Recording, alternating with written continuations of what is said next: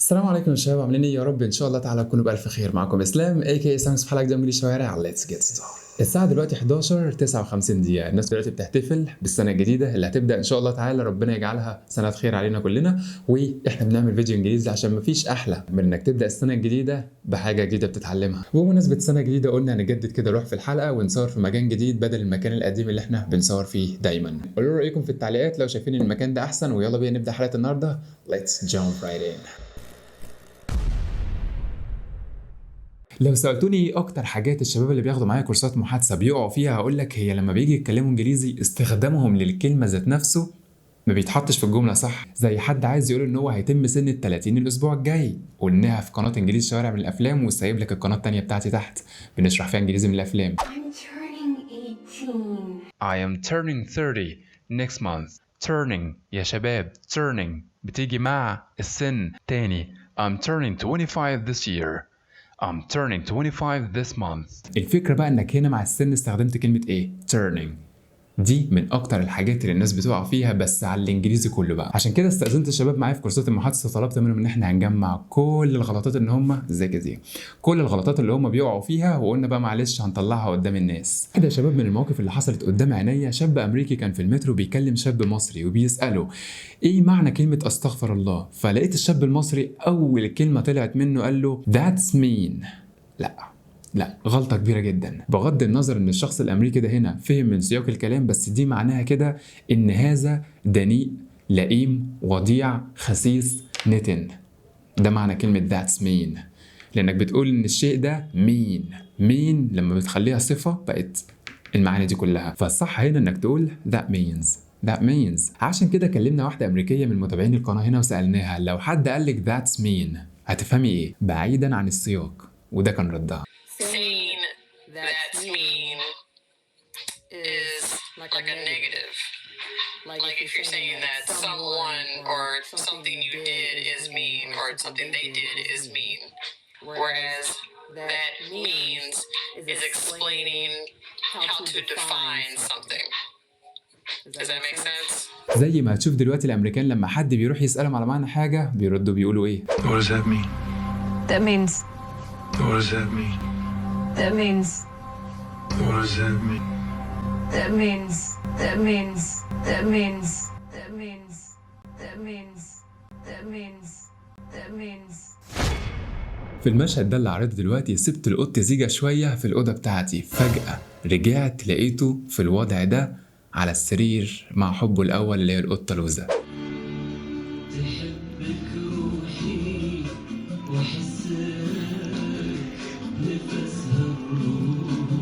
الخلاصة من الحوار ده ازاي نوصف القط زيجة واحنا عايزين نقول عليه ان هو كان يشعر بالسعادة ومسترخي. مين يقدر يجيبها؟ خلينا متفقين ان البداية هتكون he was feeling happy and relaxing ولا relaxed. ايه الفرق بين الصفة لما يتحط لها اي دي ولما يتحط لها اي ان جي؟ بكل بساطة بتتكلم عن مشاعرك، احاسيسك، حط للصفة اي دي، الموضوع منتهي. احساسك ايه؟ I'm excited. احساسك ايه؟ I'm bored. احساسك ايه؟ I'm interested. احساسك ايه؟ I'm tired. متحمس، متعب، متشوق، حاسس بملل، كل دي احاسيسك حطيت معاها الصفه اي دي والموضوع منتهي. ولو عايز تتكلم عن المصدر اللي سبب لك احساسك بالملل ده حط للصفه اي ان جي، الموضوع منتهي. If something tiring I'm tired. لو الشيء متعب فانا متعب. If something exciting I'm excited. لو الشيء محمس فأنا متحمس. If something relaxing I'm relaxed. يعني لو الشيء مريح فأنا مسترخي ومستريح دلوقتي. ودي القاعدة اللي معظم الناس لحد ما اتخرجوا ولسه بيغلطوا فيها. في خلال دقيقة خلصت. Let's jump right in.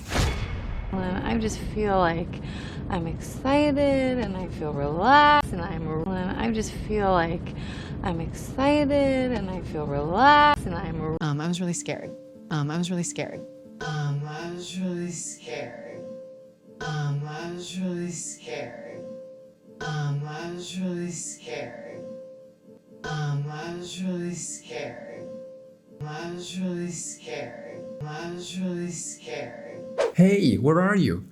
Yeah, I'm in the bank. At What? the bank. I'm in the bank. I'm at the bank. تفتكر ايه الصح فيهم؟ عايزين نقول ان انا في البنك. لسه بتتلخبط فيها؟ باذن ربي الموضوع هينتهي دلوقتي معاك. هات لي الخريطه دي، كل اللي محتاجين نعمله ان احنا نزوم على الاخر. زوم زوم زوم، ايوه اثبت. انا مش عايز اشوف حاجه على الخريطه غير الدبوس. الدبوس ده لما تحط في مكان معين يبقى كده هتستخدم at. خلاص الموضوع منتهي. جرب بقى. I'm at the restaurant. I'm at the store. I'm at work. I'm at home.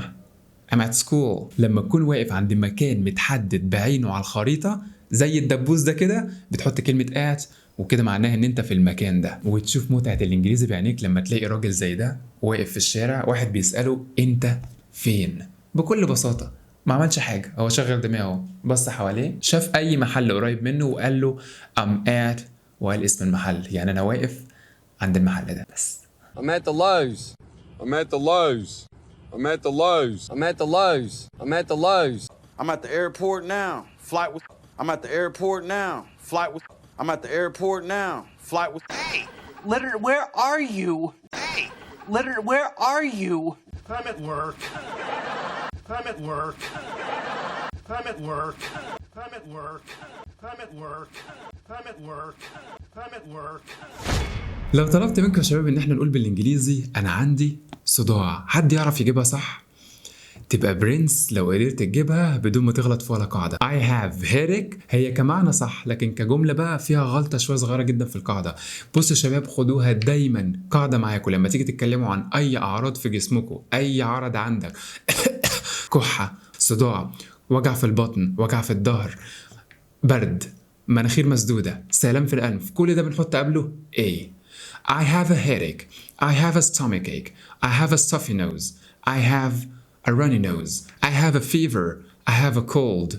كل اللي انت عايز تقوله من اعراض قوله وحط قبلها كلمه A. هي دي القاعده، لو طبقتها بامر الله تعالى مش هتغلط فيها تاني. واذا كنت غلطت المره دي عايز اقول لك مش انت لوحدك، ده اشهر المشاهير في الانجليزي غلطوا فيها. It's just you have runny nose, runny nose, runny nose, runny nose, runny nose. عشان كده لما تسمعوا اي دكتور بيتكلم عن اعراض هيحط قبلها ايه؟ A. زي دي. If we have a cold and a stuffy nose, if we have a cold and a stuffy nose, if we have a cold and a stuffy nose, a cold and a stuffy nose, a cold and a stuffy nose, a cold and a stuffy nose. في حالات كتير جدا وافكار كتير قدامي، لو عايزين اعمل لكم جزء تاني من الحلقه دي يا شباب انا مش عارف، بحس ان انا بطلب منكم حاجه كبيره. استاذنكم في اللايك، مش هيكلفكم كتير بامر الله تعالى. اشوفكم ان شاء الله على خير في فيديو جديد وفي حلقه جديده، وان شاء الله هعمل لكم سلسله تانية من الحلقه اللي فاتت اللي ما كنا بنستخدم كلمه بنطلع منها 1000 معنى. هنكمل السلسله دي ان شاء الله. اشوفكم ان شاء الله على الف خير، واتمنى اكون فدتكم بحاجه حتى لو قد كده. لا اله الا الله.